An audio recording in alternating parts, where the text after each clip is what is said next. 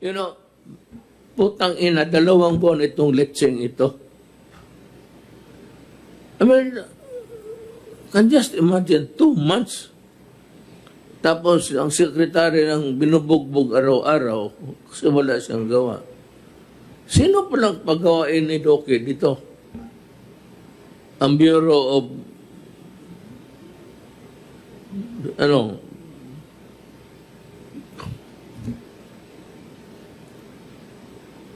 sino magawain niya?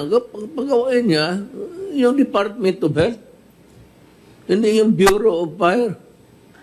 Saan mo pala siya maghingi ng tulong? Where do we get the resources? Both money and the human workers there. Sa kanyang opisina. At 2 buwan, this is totally unacceptable to me. Now, I am asking Secretary Duque to form a new team that would focus on the immediate delivery of the assistance that should be given to those who were yung namatay tapos yung nagkasakit. And I expect it within 24 hours.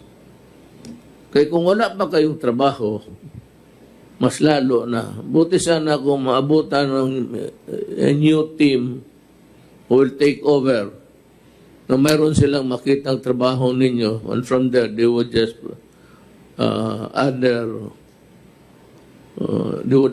other kaalaman and an expertise, and then directly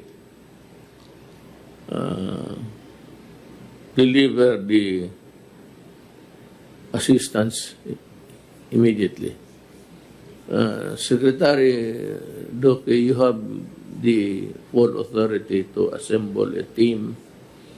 It may not really be from your office or from the department itself.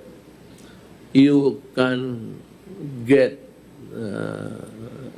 persons of known honesty dyan sa opisina mo, even temporary, just for a new designation, just to take care of these